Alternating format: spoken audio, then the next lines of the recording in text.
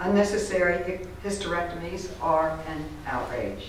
Telling women to have functioning, healthy organs removed is an outrage.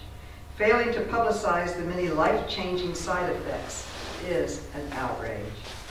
A number of you have driven thousands of miles, slept in tents, and flown in from other countries to be here today. According to the Western model, premenstrual syndrome is a disease. Menopause is a disease. Pregnancy is a disease. Childbirth is a disease. From this model, I have reached the conclusion that being a woman is a disease. Never, ever, ever, ever, ever, ever do you have to have your uterus removed because you have fibroids. To every one of you, you want to hear about taxes and you want to hear about jobs, and I said you don't care to hear about your wives being destroyed, your daughters being destroyed, your granddaughters being destroyed. I reject the notion, we all reject the notion, that women need treatment from menstruation to death. And I believe that being a woman is perfectly normal for half the population.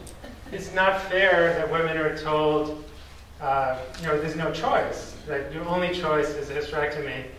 And it's especially not fair when they say, well, I'm going to do a myomectomy, and then they get in and they say, well, I had to do a hysterectomy. So for 4.5 years, I've been doing my homework, looking for the chance to go to bat. I'm a state representative, and so that means I can draft law. Although more than 500,000 women undergo a hysterectomy each year, today twice as many women in their 20s and 30s undergo hysterectomy as do women in their 50s and 60s. As a 30-year-old woman who's been without all natural hormones, uterus or ovaries and cervix for the past 11 years, I really wish I had more information of the side effects of this controversial operation before I consented.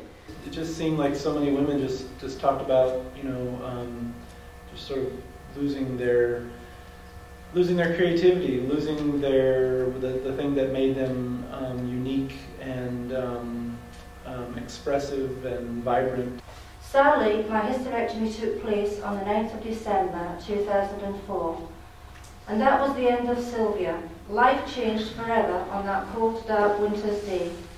It's just not that simple. It's just too sacred. It's too beautiful. It's too complex to just, go in there and just take things out.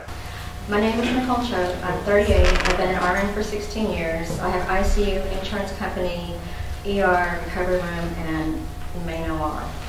My hysterectomy happened about 3 years ago after the birth of my daughter in a hospital while I was formerly employed. My husband said that he brought home a total stranger. I have problems with constipation, severe fatigue, insomnia, urinary incontinence, and I just have kind of shut myself off from the world. I felt very lonely.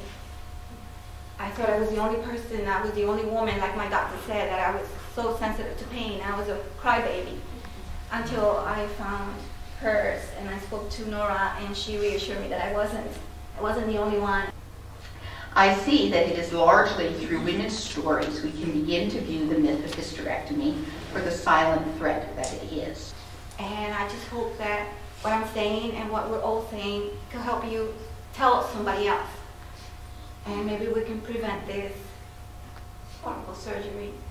And for a nation that endlessly focuses on trivial things like whether Jennifer Aniston still carries the torch for Brad Pitt or whether Britney Spears is back in shape, there is very little discussion of why 33% of American women end up having their vital organs removed. Where is the outrage?